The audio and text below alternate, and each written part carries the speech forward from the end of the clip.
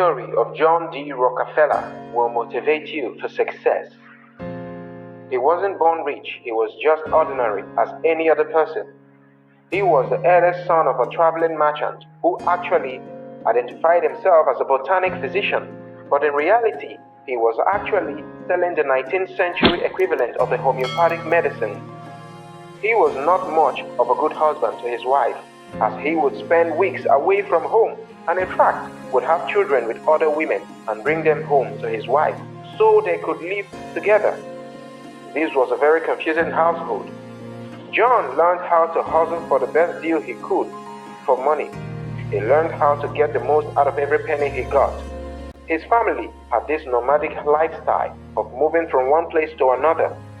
John leveraged his intelligence in a good way when the family moved to Cleveland, Ohio in 1854, where he started schooling. He dropped out and got a job at a local store as a bookkeeper. He was earning 50 cents per day, which was not much as at then. After 2 years of working there, his boss refused to give him a meaningful raise. So, he left and started his own produce brokerage. He was able to secure a loan of $4,000, which was a huge sum of money as at then. And this was possible because he had quite a good reputation. John started trading hay, grain, and meats. In his first year, he was able to record a sale of $500,000. Banks were coming to John to borrow money, even as young as he was, just 18 years old. But that's not all the amazing stuff. In 1859, something happened that would change John's life forever. It was the discovery of the first American oil well.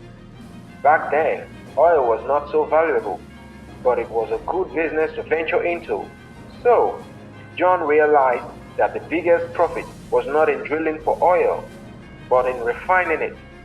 So he did not bother risking going to drill for oil, but rather he bought from the ones that has already been drilled, refined it, and sold for huge profits.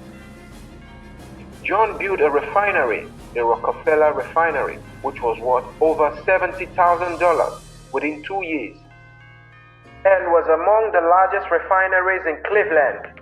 He strangled his competitors and bought over almost all their companies. John's business became too large to handle as a partnership. In 1870, he incorporated the Standard Oil of Ohio. His strategies worked surprisingly, and his company became a monopoly. His business gave jobs to thousands of people. Of course, the government came after Standard Oil several times but failed. But by the time they succeeded to split up Standard Oil into several entities, John had already cashed in.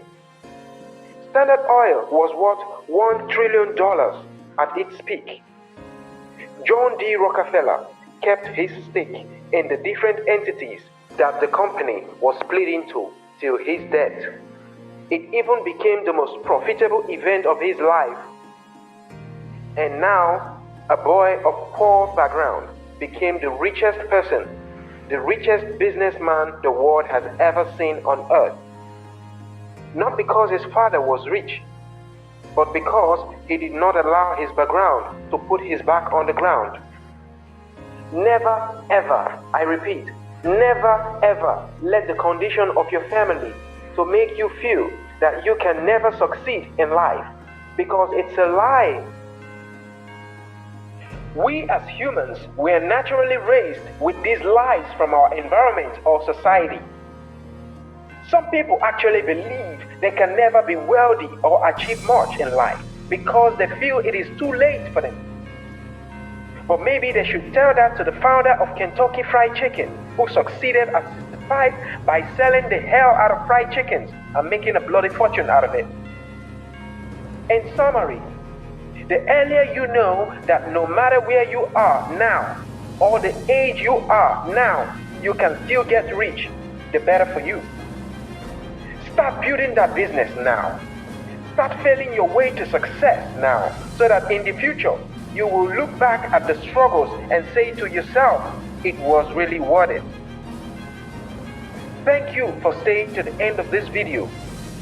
Like and subscribe to our YouTube channel. Share our videos to your friends and family. Thank you and one love.